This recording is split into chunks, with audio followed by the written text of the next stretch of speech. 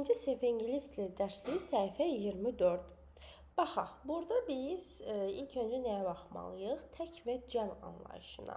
Məsələn, e-book bir kitab deməkdir. Əgər biz bir əşyadan, bir canlıdan danışırıqsa, qarşısına bir artiklını yazmalıyıq.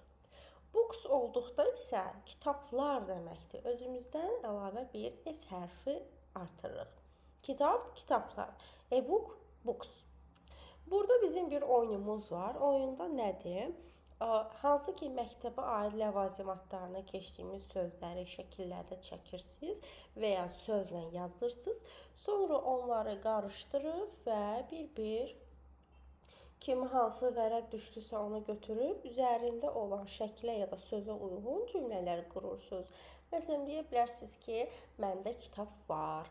Kitab buradadır, bu kitabdır və s. kimi cümlələr qurub oyun oynaya bilərsiniz. Məsələn, I have a book. Mən bir kitabım var, məndə kitab var. Baxırıq o biri səhifədə, yəni bu dərsin içində there is, there are ifadələri var. Bu nə deməkdir? Var mənasını verir. There is tək sözlərlə işlənir. There are cəm sözlərlə işlənir. Məsələn, there is a book in the picture.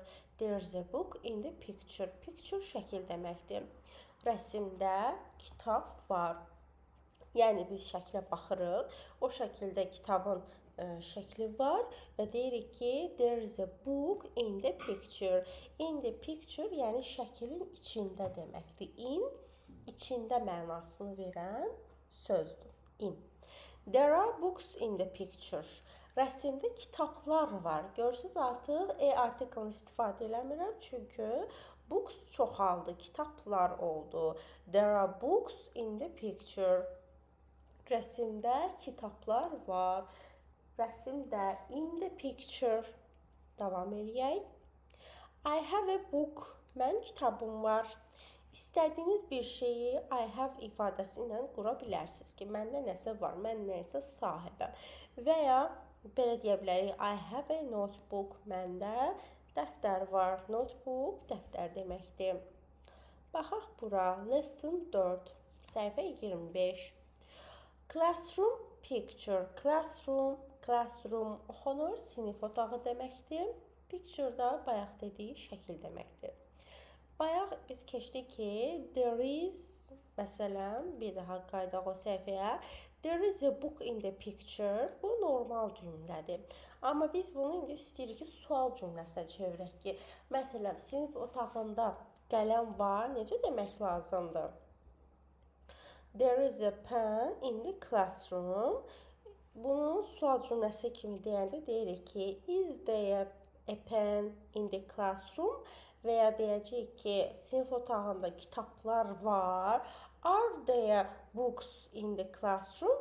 Sinif otağında nə var ya da nələr var?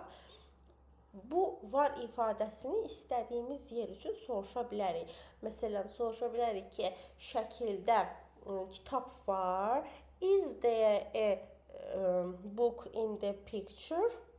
Şəkildə kitab var. Yəni, burada olan bu cümləni sual cümləsinə çeviririk. Sual cümləsinə çevirmək üçün də is və ya are keçiririk cümlənin əvvəlinə, qalan hissə isə olduğu kimi yazılır.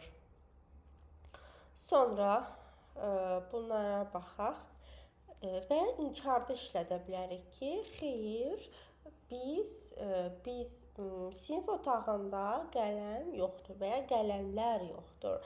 There is not a pen in the classroom və ya there are not pens in the classroom.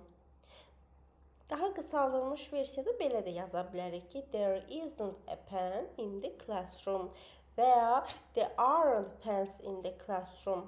Sinif otağında qələmlər yoxdur, sinif otağında qələm yoxdur.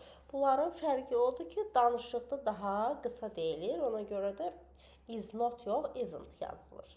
Oxunanda da elə o formada da oxunur. Davam edək.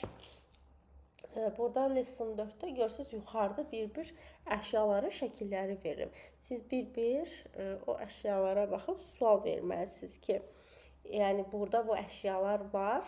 Məsələn, deyirsiniz ki, is there an eraser in the classroom? Sinif otağında silgi var. Deyirsiniz ki, yes, there is an eraser in the classroom. Hə, sinif otağında silgi var. Sonra və ya is not-la ya da is-la da qura bilərsiniz. Sözlərdə nə zaman nə zaman an article istifadə olunur? Bunu bilmək üçün bizə nə lazımdır?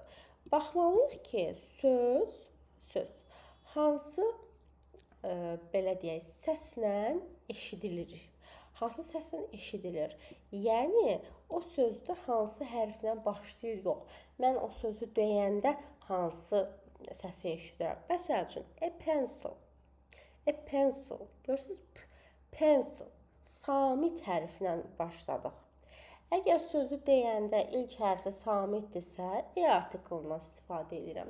Yox, əgər sözün ilk hərfi saitlə başlayırsa, məsəl üçün eraser kimi, o zaman an article-dan istifadə edirəm.